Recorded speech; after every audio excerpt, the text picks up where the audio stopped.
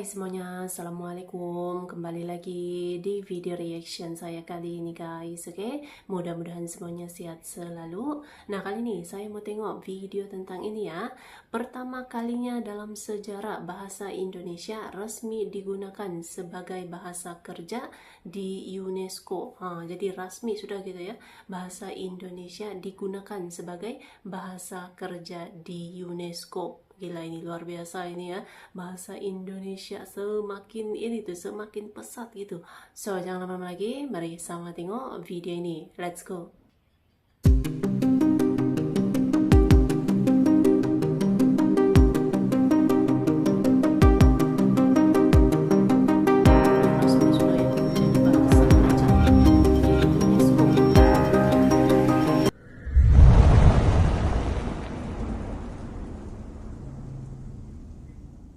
Pernah nggak kamu bayangin, bahasa yang setiap hari kita pakai buat ngobrol, bercanda, dan menulis status di medsos, sekarang resmi diakui dunia?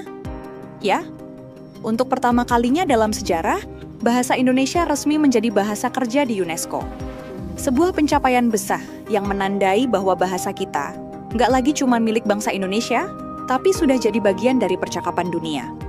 Momen ini disambut meriah oleh rakyat Indonesia. Banyak yang merasa haru, karena akhirnya bahasa yang lahir dari semangat persatuan 17 Agustus 1945 sekarang duduk sejajar dengan bahasa Inggris, Spanyol, dan Perancis di lembaga paling bergengsi di dunia. Tapi ternyata nggak semua pihak senang. Dari seberang Selat Malaka, beberapa kalangan di Malaysia justru menilai bahwa yang seharusnya diakui dunia adalah bahasa Melayu, karena dianggap sebagai asal dari bahasa Indonesia. Media sosial pun ramai. Muncul perdebatan panas seolah pengakuan UNESCO itu adalah ajang rebutan warisan. Padahal, dunia melihatnya dengan cara yang berbeda. UNESCO memilih bahasa Indonesia bukan hanya karena struktur bahasanya, tapi karena fungsinya yang luar biasa. Sebagai alat pemersatu 270 juta jiwa dari ratusan suku dan bahasa daerah. Bahasa Indonesia dah jadi bahasa rasmi ke-10 UNESCO. Bayangkan, dengan pengiktirafan ini, maka bahasa Indonesia akan menjadi sangat terkenal. Dan saya yakin, akan lebih banyak kelas belajar bahasa Indonesia akan dibuka di seluruh dunia. Selepas pengiktirafan UNESCO, saya juga berani jamin, satu persatu pertubuhan besar dunia akan turut mengiktiraf bahasa Indonesia sebagai bahasa rasmi. Dan jangan terkejut, kalau bahasa utama ASEAN nanti pun akan jadi bahasa Indonesia. Pada waktu itu, bahasa Melayu kita tak akan lagi dilihat dan perjuangan untuk mengangkat bahasa kebangsaan sebagai bahasa dunia tidak lagi akan berjaya. Sepatutnya, kita teruskan usaha mantan Perdana Menteri kita dulu, Datuk Seri Ismail Sabri, yang nak jadikan bahasa Melayu sebagai bahasa ASEAN. Walaupun susah nak dibuat di peringkat ASEAN, boleh saja buat di peringkat lain. Namun malangnya, disebabkan kerajaan dan rakyat kita yang sangat tak patriotik ini, maka kita terus dalam kerugian yang amat. Ada satu perkara saya nak maklumkan pada kerajaan. Usaha kita nak memartabatkan kembali bahasa kebangsaan tidak akan lagi berjaya, terutamanya dalam era globalisasi ini, kerana sepatutnya pemerkasaan bahasa kebangsaan telah dibuat sejak 66 tahun dulu. Namun disebabkan Perdana Menteri pertama Tunku seorang yang berjiwa Inggeris dan tidak ada kemampuan mentadbir, maka 66 tahun kita sengsara dengan identiti negara bangsa. Bahasa Indonesia pula dah lama dijadikan bahasa kebangsaan dan digunakan secara menyeluruh di negara mereka sejak sebelum kita dapat kemerdekaan lagi. Syabas Indonesia. Anda beruntung mempunyai seorang pemimpin dan kerajaan yang hebat dan luar biasa. Kongsikan video ini kalau anda bersetuju. Bahasa Indonesia berasal dari bahasa Melayu. Tapi bahasa Indonesia itu sekarang sudah berbeda dengan bahasa Melayu. Pertama, dari segi status. Bagi bangsa Indonesia, ya, bangsa Indonesia nih, status bahasa negaranya, bahasa nasionalnya, itu adalah bahasa Indonesia. Bahasa Melayu adalah satu di antara 718 bahasa daerah. Berarti, bagi kita, bangsa Indonesia, bahasa Melayu adalah bahasa daerah statusnya. Bukan bahasa negara, bukan bahasa nasional. Bahwa di Malaysia, di Brunei, itu menjadi bahasa negara, menjadi bahasa nasional, itu urusan mereka, konstitusi mereka. Kita tidak akan cawe-cawe kepada mereka, biarkan saja. Tapi bagi bangsa Indonesia, kita punya bahasa negara, itu bahasa Indonesia. Bahasa Indonesia bukan cuma sistem kata, tapi simbol bagaimana bangsa besar ini bisa bersatu tanpa kehilangan jati diri. Sesuatu yang jarang dimiliki negara lain. Jadi kalau hari ini dunia memberi tempat khusus untuk bahasa Indonesia, itu bukan karena asal-usulnya, tapi karena perjalanan dan perjuangannya. Malaysia boleh merasa iri, tapi sejarah nggak bisa dibalik. Indonesia telah membuktikan bahwa bahasa bukan cuma warisan, melainkan kekuatan budaya, diplomasi, dan identitas bangsa. Dan sekarang, setiap kali kamu ngomong, nulis, atau bercanda pakai bahasa Indonesia, ingatlah satu hal, dunia sedang mendengarkan. Antara memilih bahasa Melayu atau bahasa Indonesia di forum ASEAN, ada konsensus di negara ASEAN ini, di organisasi negara-negara Asia Tenggara ini, yang dipakai adalah working language, bahasa kerja. Tidak ada yang namanya official language.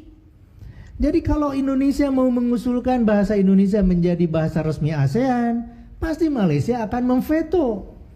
Demikian juga kalau misalnya orang Malaysia mengusulkan bahasa Melayu menjadi bahasa resmi ASEAN, pasti orang Indonesia akan menolak. Tidak akan pernah terjadi. Walaupun tanggal 1 April kemarin ini Perdana Menteri Yaakob berpidato. Saya masih ingat terus tanggal 1 April gitu ya, terngiang-ngiang gitu. Beliau begitu yakin Presiden Jokowi sudah menyetujui katanya. Saya katakan nggak apa-apa, itu sampai 1 April, April Mop, anggap saja itu. Karena nggak mungkin ya di ASEAN ini ada official language. Kesepakatannya adalah working language-nya bahasa Inggris. Tapi negara-negara anggota ASEAN itu boleh menggunakan bahasanya ketika bersidang. Tuan rumah memiliki kewajiban untuk menyediakan penerjemah. Begitu. Nah, daripada bertengkar terus dengan Malaysia, saya katakan kita bidik sekarang yang lebih luas. Maka, strategi lompatan katak saya, ya, misalnya saya bicara dengan teman-teman di UNESCO. Ya. Ini diplomasi sedang saya lakukan nih dengan teman-teman di UNESCO. Ini kan bagian diplomasi. Jadi jangan berkutat saja di ASEAN gitu. Maka lompat sekarang ke forum dunia. Langsung lompat tinggi. 2 hari yang lalu sebelum saya berangkat ke sini, saya kemarin berbicara dengan seorang kawan yang selalu menjadi utusan Indonesia di organisasi konferensi Islam, OKI. Beliau mengatakan, beliau ini orang Jogja nih. Beliau mengatakan, Pak Amin katanya, yang sedang diusahakan saat ini selain bahasa Inggris dan bahasa Arab menjadi bahasa resmi di negara-negara OKI, itu adalah bahasa Melayu. Saya katakan, sebentar. Jangan sampai termakan oleh isu Melayu. Karena dia kaget gitu ya, saya bereaksi. Terus kata dia, jadi harus apa saya ngomong? Jangan bahasa Melayu, bahasa Indonesia. Loh, bukannya bahasa Indonesia itu adalah bagian dari bahasa Melayu? Bukan, saya katakan. Jadi akhirnya saya harus ceramahi dulu dia nih. Karena dia ini adalah orang yang selalu menjadi utusan Indonesia untuk di sidang OKI. Aku memutuskan belajar bahasa Indonesia sebagai bahasa kelima aku. So I'm from Thailand. I study English and then Chinese and then Japanese. And at first I thought it was enough already until I traveled to Indonesia. And then I realized that Indonesian language was super interesting. The alphabet is easy. The grammar structure is kind of like similar to Thai. And we also have many words in common. And you know, Indonesians are super friendly that they are willing to talk to you anytime. Another is that I want to be better understand the culture of country I like. But it's also not that easy to learn it because is I never take any classes and I never live in Indonesia. And even when I try to practice with my friends Indomie gang, we always end up either speaking Japanese or English. And actually that became a reason why I created this account, so I can practice speaking Indonesian and ask my friends to help for the pronunciation, the meaning, or even their grammar structure. And at the same time, I also can connect with Indonesians who love Thai movies or Thai culture and learn by reading the comments they leave on my videos. And right now, I'm still in a baby level, like apa kabar? Aku tidak ada uang. Aku mau jadi kaya raya. And I still use translator every day, but I learned many new words from the comment on my video. So I just want to say makasih ya for being a part of my journey learning Indonesian.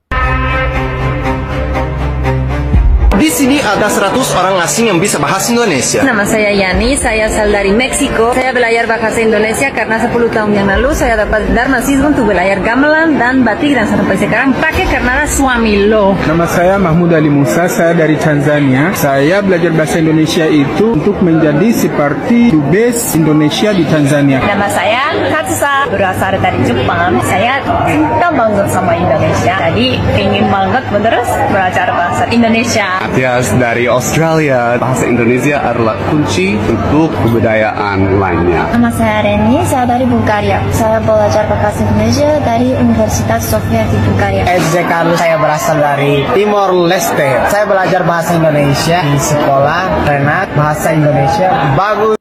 Oke guys, itulah dia videonya ini. Jadi memang terus berkembang pesat, berkembang laju, melompat tinggi gitu kan. Bahasa Indonesia ini sekarang sudah diiktiraf dan resmi menjadi bahasa kerja ya di UNESCO ini, langsung ke peringkat global gitu. Bahasa Indonesia ini diiktiraf resmi sudah guys, luar biasa, terbaik. So, terima kasih banyak sebab kamu sudah menonton video ini. Jangan lupa untuk subscribe, like, komen, dan juga share ya. Kita bertemu lagi di video reaction saya yang seterusnya. Assalamualaikum.